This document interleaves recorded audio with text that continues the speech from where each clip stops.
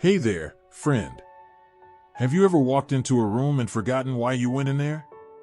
Or maybe you've struggled to recall a name you know was on the tip of your tongue. If that's ever happened to you, and let's be honest, it happens to all of us sometimes, you are not alone. But what if I told you there's something simple, something you can do in just 5 minutes a day, that could slash your risk of dementia by a whopping 60%? And no, I'm not talking about a miracle pill or some complicated brain training app. This is science-backed, practical, and honestly, it's kind of fun. Now, I know what you might be thinking. After 70, isn't some decline just inevitable? But here's the thing, research is showing us that our brains are way more resilient than we've been led to believe. In fact, a groundbreaking 2023 study from Johns Hopkins found that a specific type of daily mental exercise can strengthen neural pathways, boost memory, and yes, reduce dementia risk by over half. And the best part? It takes less time than brewing a cup of tea. So today, we're diving into exactly how this works. I'll walk you through the science, share some real-life examples, and give you actionable steps to start protecting your brain today. We'll start with 2 simple habits you can begin right now, no fancy equipment or expensive programs needed. Sound good? Let's get started. First, let's talk about why this 5-minute practice is so powerful. You see, as we age, our brains can get a little comfortable. We stick to routines, we do things the way we've always done them, and those neural pathways, the roads our thoughts travel, start to gather dust. But just like a muscle, your brain thrives on new challenges. And the key here isn't to exhaust yourself with Sudoku puzzles for hours. It's about short, focused bursts of what scientists call dual tasking, engaging both your body and mind in ways that force them to work together. Let me give you an example. Meet Helen, she's 82, and sharp as a tack.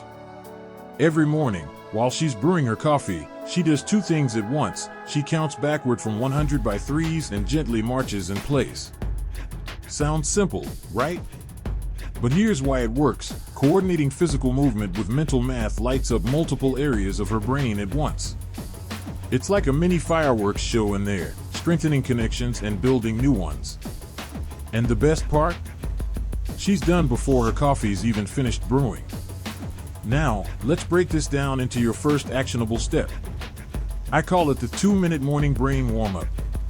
Here's how it works.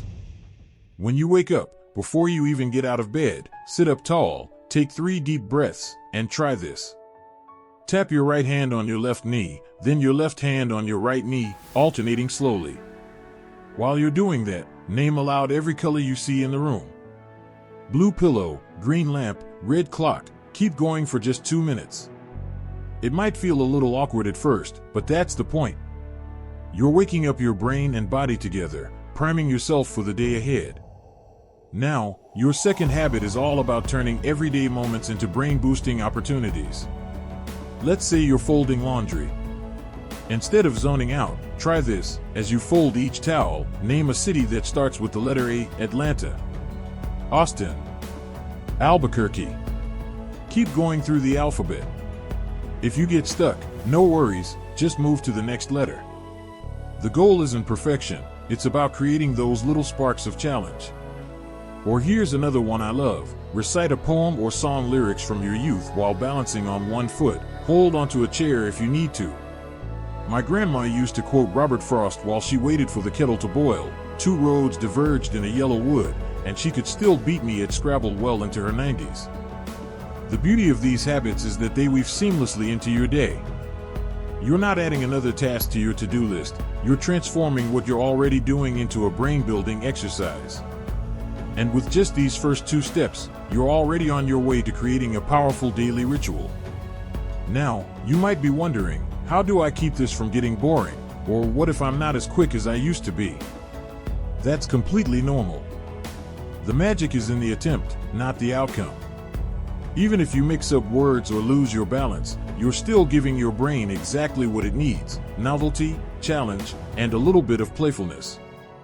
So go ahead, try one of these today.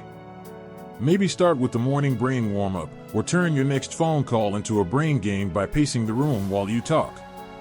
And remember, this isn't about being perfect. It's about showing up for yourself, 5 minutes at a time. Now that you've got those first 2 steps down, let's keep building on this foundation together.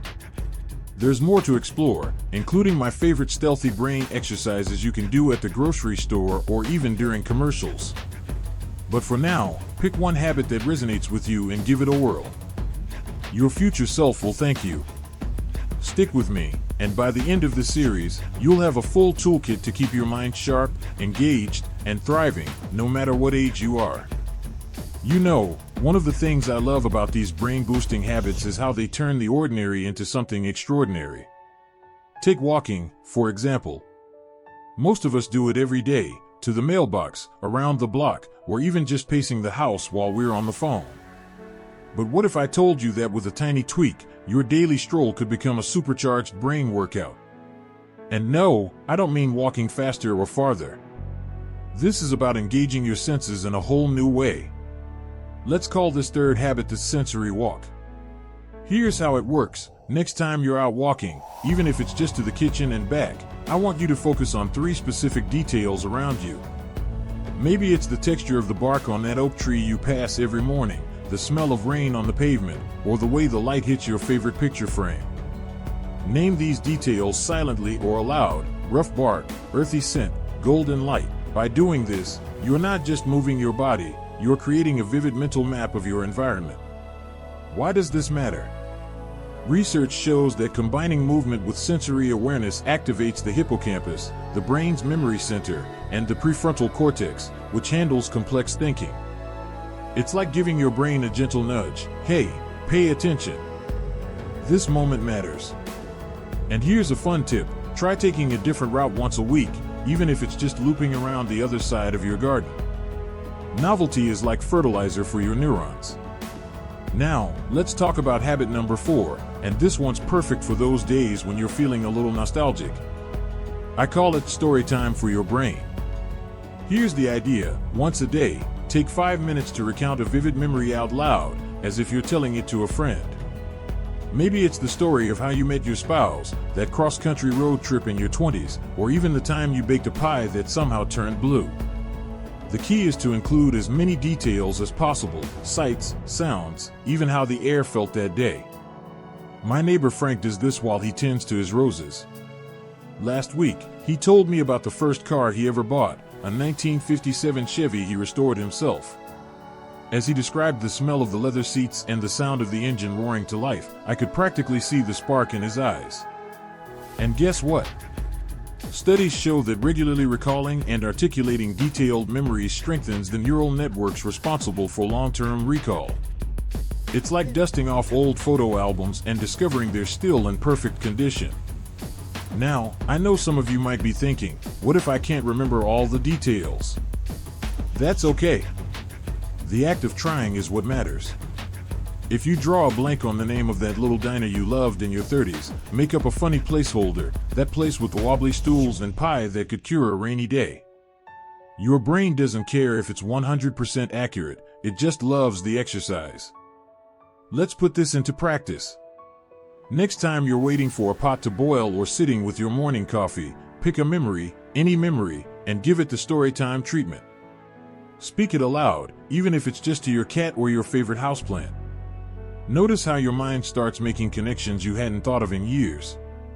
That's your brain flexing its muscles, and let me tell you, it's a beautiful thing to witness. Now, here's a bonus trick I learned from a neurologist friend. Pair your story time with a simple physical action. Trace circles on your palm with your thumb as you speak, or gently tap your foot in rhythm with your words. This dual tasking reinforces the memory even further. It's why we often remember lyrics better when we sing them with gestures. Our brains thrive on multisensory experiences. But what about those days when you're not feeling particularly chatty or mobile? That's where habit number 5 comes in, and honestly, it might be the most powerful of them all. But let's save that for last, because I want to make sure we give it the attention it deserves. For now, try weaving these 2 new habits into your week. Turn your next walk into a sensory adventure, and gift yourself 5 minutes of storytelling. You might be surprised at what bubbles up. And hey, if you're worried about sticking with it, Here's a little secret: consistency beats perfection every time. Miss a day? No problem. Forgot to name the colors while folding socks? That's okay too. What matters is that you're showing up for your brain, day after day, in ways that feel joyful and doable. So go ahead, take that sensory walk today. Tell a story to your reflection in the window. And remember, every small effort you make is like planting a seed for a sharper, brighter future. We've got one more habit to explore, and trust me, it's a game changer. But for now, let's focus on these two. Your brain's already getting stronger just by you tuning in. Stay with me, and we'll keep unlocking the secrets to a mind that stays curious, agile, and full of life, no matter how many candles are on your birthday cake. You've probably heard the saying, age is just a number, but let me tell you, it's what you do with that number that counts. And now, we're going to dive into that fifth habit I mentioned earlier, the one that ties all of this together. It's a practice that's deceptively simple but packs a punch for your brain, your mood, and yes, your independence. I call it the gratitude alphabet game, and it's perfect for those quiet moments when you're sipping tea or watching the sunset. Here's how it works. Every day, take 5 minutes to name 3 things you're grateful for, but here's the twist: each one has to start with a different letter of the alphabet. Monday might be apples, birdsong, clouds. Tuesday could be daffodils, evening walks, friendship. The letters don't have to be in order, just pick 3 at random. If you get stuck on X or Z, cheat a little. Extra time with my grandkids totally counts. Now, why does this work? Gratitude isn't just good for the soul, it's rocket fuel for your brain. A 2022 UCLA study found that seniors who practiced daily gratitude showed 23% less cortisol, the stress hormone that can fog up your thinking, and better activity in the prefrontal cortex, where decision-making and focus live. But here's the kicker: adding the alphabet challenge forces your brain to search, sort, and create, turning a feel-good moment into a full brain workout. Take my friend Margie, who's 78 and sharp as ever. She does this while waiting for her toast to pop up each morning. Last week, she told me, "I got stuck on you," so I said, "umbrellas," because they remind me of dancing in the rain with my sister. Now, every time she sees an umbrella, she smiles. That's the magic here. You're not just listing blessings, you're rewiring your brain to spot joy in the mundane. Now, let's tie all 5 habits together. Think of your brain like a garden. The morning warm-up? That's watering the soil. The laundry alphabet game? Planting seeds. Sensory walks and story time? Sunshine and fertilizer. And the gratitude alphabet? That's the bloom, the vibrant proof that all that care is paying off. But here's what I really want you to remember: you don't have to do all 5 habits every single day. Start with 1. Maybe today you'll name colors while you fold towels, or tomorrow you'll turn your walk into a sensory scavenger hunt. What matters is that you're showing up, 5 minutes at a time, to remind your brain, hey, we're still in this together. And if you ever doubt whether it's working, think of Helen counting backward while she marches, or Frank recounting his Chevy story to the roses. These aren't just exercises, they're love letters to your future self. Because every time you challenge your brain, you're saying, I'm worth the effort. And you are. So here's my challenge to you: pick one of these habits today, just one, and give it a try. Then come back here and tell me how it went. Did you surprise yourself? Did a long-forgotten memory pop up? I'd love to hear your story in the comments. And if this resonated with you, pay it forward, share this video with a friend who could use a little brain boost. Before I go, I want to leave you with this: aging isn't about loss. It's about gathering wisdom, stories, and moments that matter. So here's to your sharp mind, your resilient spirit, and the countless small victories that add up to a life well lived. Keep shining, my friend. The world needs your light. Thanks for joining me on this journey. Don't forget to hit subscribe and ring that bell so you never miss a tip for living your boldest, brightest life. Until next time, keep thriving.